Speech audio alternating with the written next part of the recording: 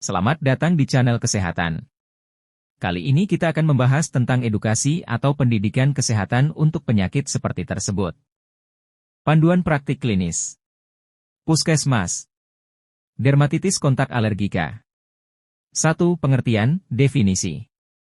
Dermatitis kontak alergik, DKA, adalah reaksi peradangan kulit imunologik karena reaksi hipersensitivitas. Kerusakan kulit terjadi didahului oleh proses sensitisasi berupa alergen, fase sensitisasi, yang umumnya berlangsung 2-3 minggu.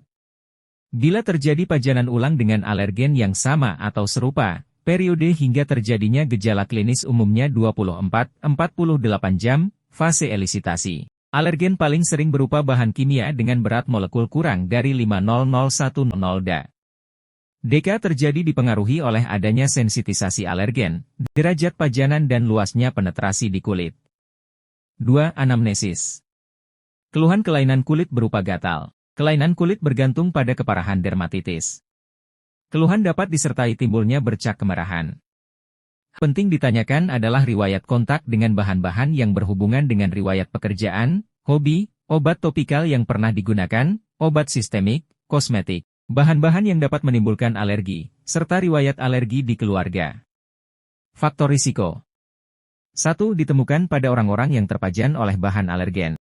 2. Riwayat kontak dengan bahan alergen pada waktu tertentu. 3. Riwayat dermatitis atopik atau riwayat atopi pada diri dan keluarga. 3. Pemeriksaan fisik. Tanda patognomonis. Tanda yang dapat diobservasi sama seperti dermatitis pada umumnya tergantung pada kondisi akut kronis. Lokasi dan pola kelainan kulit penting diketahui untuk mengidentifikasi kemungkinan penyebabnya, seperti di ketiak oleh deodoran, di pergelangan tangan oleh jam tangan, dan seterusnya. Faktor predisposisi. Pekerjaan atau paparan seseorang terhadap suatu bahan yang bersifat alergen. 4. Kriteria diagnosis. Diagnosis ditegakkan berdasarkan anamnesis dan pemeriksaan fisik. 5. Diagnosis kerja. Dermatitis kontak alergika. 6. Diagnosis banding. Dermatitis kontak iritan. 7. Pemeriksaan penunjang. Tidak diperlukan. 8. Tata laksanaan. 1. Keluhan diberikan farmakoterapi berupa A. Topikal, 2 kali sehari. Hidrokortison krim. Pada kasus dengan manifestasi klinis likenifikasi dan hiperpigmentasi, dapat diberikan golongan betametason valerat krim 0,1% atau mometason furoat krim 0,1%. Pada kasus infeksi sekunder, perlu dipertimbangkan pemberian antibiotik topikal. B. Oral sistemik. Cetirizin 1x 10 mg per hari selama maksimal 2 minggu.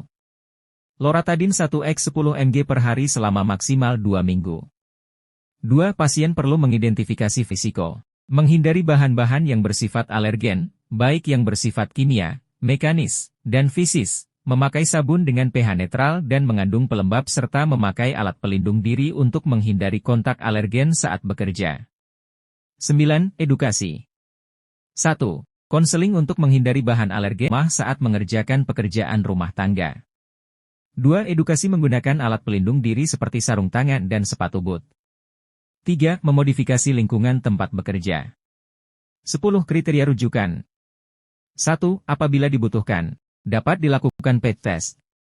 2. Apabila kelainan tidak dalam 4 minggu setelah pengobatan standar dan sudah menghindari kontak. 11. Prognosis. Prognosis pada umumnya bonam, sedangkan quo et sanationem adalah dubia et malam, bila sulit menghindari kontak dan dapat menjadi kronis. 12. Referensi.